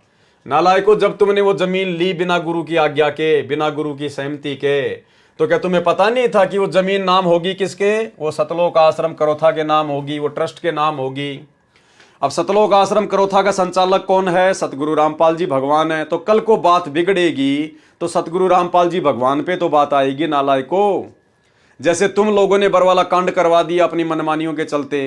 तुम्हारी मनमानियों के चलते पुलिस के भक्तों की भिड़ंत हुई, 6 भगत मर गए। अब तुम तो भाग गए बन के भगोड़े और मुकदमा लग गया झूठा मर्डर का संत रामपाल जी के ऊपर। तो इस प्रकार ये भक्तों की मनमानियों का नतीजा था, जो आगे चलकर 420 का मुकदमा उसी जमीन को लेकर, जो जमीन संत रामपाल जी की आज्ञा के विरुद्ध इन भक्तों ने मनमानियां करते हुए ली थी, गुरु को मानुष मानकर, उस जमीन का मुकदमा भी संत रामपाल जी पर बना दिया गया। जमीन सन 1999 में बंदी छोड़ भक्ति मुक्ति ट्रस्ट को दान की गई थी, उसका इंतकाल भी हो चुका है। छुडानी आश्रम में मारपीट में भी संत रामपाल जी व गनमैन विजेंद्र जी का नाम जोड़ दिया गया। जबकि मारपीट करने गया था सतलोक आश्रम क्रोथा मुख्य सेवादार, उसी समय जब गुरुजी महाराष्ट्र के पूना में सत्संग करने गए हुए थे, तो पीछे से गाड़ी भरकर ये मुख्य सेवादार छुडानी धाम के महंत के साथ में मारपीट करके आए थे। तो वो मुकदमा भी फिर संत रामपाल जी पे ही लगना था। तो अपने ही भक्तों की नादानियों का खामियाजा संत रामपाल जी भगवान ने वर्षों तक भुगता है, वर्षों तक। तो भाइयों और बहनों, अब परमेश्वर ने हमें इस स्तर का ज्ञान दे दिया है, इतना ज्ञान दे दिया है कि भाइयों और बहनों, अब हमने साथ संगति से जुड़कर इन सभी भाई बहनों की गलतियों से शिक्षा लेते हुए, और हमारे गुरुदेव भगवान कितने दुखी और कितने परेशान अपने ही भक्तों की नादानियों से हो चुके हैं, आने वाले समय में कम से कम हम भगत भाई बहन इस प्रकार की गलतियां करने से बचें। हम सौपन में भी अपने भगवान को जरा सा भी दुख या परेशानियां देने की चेष्टा ना करें, अन्यथा बड़ी बनाई भक्ति का सत्यानाश हो जाएगा, ये जीवन बर्बाद हो जाएगा, जैसे इन तमाम भक्तों का जीवन बर्बाद हो चुका है। भले ही इनको लगता है कि गुरुजी हमसे नाराज नहीं है, हमारी भक्ति बिल्कुल सही चल रही है, हमारे तो ठाट बाट हो रहे हैं, भैया सब कुछ बिगड़ चुका है, सब कुछ। अरे जिन अपने ही भक्तों की नादानी के कारण उसके सतगुरु ने 21 महीने रोहतक जेल काटी हो, और वर्तमान में 2014 के बाद से 10 साल से हिसार की जेल काट रहे हों, भाई और बहनों, कैसे उस भगत की भक्ति बन सकती है? उसका तो सब कुछ बर्बाद हो चुका है, सब कुछ। केवल उसके पुण्य कर्म चल रहे हैं, उसके दान धर्म वाले वो शुभ कर्म चल रहे हैं, यानी केवल उसकी बैटरी चल रही है, उसकी भक्ति नहीं चल रही, उसके ऊपर गुरु का आशीर्वाद नहीं है। जिस दिन बैटरी डिस्चार्ज हो जाएगी उसी दिन सारी सुविधा बंद हो जाएगी। तो भाई और बहनों, अब हमने निकट भविष्य में इस भक्ति मार्ग में अपने पूज्य पिताजी, अपने गुरुदेव भगवान को, अपनी आत्मा के परमात्मा को जरा सी भी सौपन में भी किसी भी प्रकार की कोई तकलीफ या परेशानी देने की चेष्टा नहीं करनी है। सोचना भी नहीं है, देना तो बहुत दूर है। अगर हमने सोच भी लिया हमारा सब कुछ बर्बाद हो जाएगा। इस भक्ति मार्ग में सब कुछ ऑटोमेटिक चलता है। जिन बातों से ये गुरु दुख पावे उन बातों को दूर भगावे, उखाड़ के फेंक दो उन बातों को जिन बातों से हमारे गुरु जी को जरा भी तकलीफ हो। तो भाई और बहनों, ये सारी बातें आप जियों को समझ में आ चुकी है कि किस प्रकार से करोथा कांड हुआ, क्यों बरवाला कांड हुआ। खैर, बरवाला कांड के ऊपर हम कल रात्रि 9 बजे से भ्रष्ट जज को मार्ग नामक पुस्तक के माध्यम से वीडियो बनाना शुरू करेंगे। जिस प्रकार से आपको करोथा कांड की पूरी राम कहानी बताई है, आपके समझ में आ चुकी है, ठीक इसी प्रकार आपको बरवाला कांड की भी पूरी राम कहानी समझ में आ जाएगी कि बरवाला कांड 2014 में ना तो प्रशासन का कोई हाथ था, ना आर्य समाज का कोई हाथ था। यदि सबसे बड़ा हाथ था तो केवल सतगुरुदेव भगवान के कलयुगी परिवार का था, उनके भाई का था, आश्रम मैनेजमेंट का था, जिन्होंने गुरु को ना समझकर, गुरु के ज्ञान को ना समझकर, गुरु को मानुष मानकर अपने स्वतंत्र कर्मों का जमकर दुरुपयोग किया, मान बढ़ाई और अहंकार में आकर। और वही मान बढ़ाई और अहंकार उनको भी ले डूबी। भले वर्तमान में ये लोग आश्रम खोलकर ठाट बाट कर रहे हैं, इनके पास में सारे ऐसो आराम के साधन है भक्तों के दान से, लेकिन असल में ये लोग अपना जीवन बर्बाद कर चुके हैं। क्योंकि जिन महामूर्खों की महागलती के चलते जिसका गुरु 10 साल से जेल में बैठने के लिए बाध्य हो, भाई और बहनों, उस भगत की भक्ति तो कभी सौपन में भी नहीं चल सकती, केवल उसकी बैटरी चल रही है। और बैटरी तो भाई जब तक उसके संस्कार है तब तक चलेगी, क्योंकि गुरु अपनी तरफ से किसी को लात नहीं मारता। राम किसी को मारे नहीं, मारे तो हत्यारा राम। ये परमात्मा अपने ऊपर दोष नहीं लेता। राम किसी को मारे नहीं, मारे तो हत्यारा राम। अपने आप ही मर जाएंगे कर कर खोटे काम। तो जब वो खोटे काम सामने आएंगे तब देखना भाई और बहनों क्या होता है क्या नहीं होता है। तो आप और हम भाई बहनों को सतगुरु रामपाल जी भगवान ने जो ये विशेष मौका दिया है साध संगति का, और साध संगति के माध्यम से परमात्मा जिस प्रकार अपने कर कमलों से लिखी गई पुस्तकों के माध्यम से या भक्तों के द्वारा लिखी गई पुस्तकों के माध्यम से जो खुलासे करवा रहे हैं, भाई और बहनों, अब निकट भविष्य में किसी भी प्रकार की गलती की कोई गुंजाइश नहीं होनी चाहिए। अब भी यदि हमने कोई गलती कर डाली, कोई मनमानी कर डाली भक्ति मार्ग में, इतना सब कुछ पता होने के बाद भाई और बहनों, हम जिंदगी में माफ नहीं किए जाएंगे। जिंदगी में बनी बनाई भक्ति का सत्यानाश कर डालेंगे। तो भाई और बहनों, सतगुरु रामपाल जी परमात्मा की आप और हमारे ऊपर इसी प्रकार छप्पर फाड़ मेहर बनी रहे। परमात्मा हम सबको सद्बुद्धि बख्शे, आप और हमें मर्यादाओं में रखकर भक्ति मार्ग पर इसी प्रकार से बनाए रखे। तो करोथा कांड के रहस्य को लेकर आज हमारा ये अंतिम वीडियो था। इसके बाद में कल रात्रि 9 बजे से हम बरवाला कांड के ऊपर वीडियो बनाना शुरू करेंगे। सभी भाई बहन रात्रि 9 बजे Facebook page Pawan Das is live पर जुड़िए। और भाई और बहनों, निकट भविष्य में गलती करने से बचिए। ये मौका जो हमें गुरुदेव भगवान ने आज दिया है समझने और समझाने का साथ संगति के माध्यम से, ये फिर नेक्स्ट कलयुग की पिछली पीढ़ी तक नहीं मिलेगा।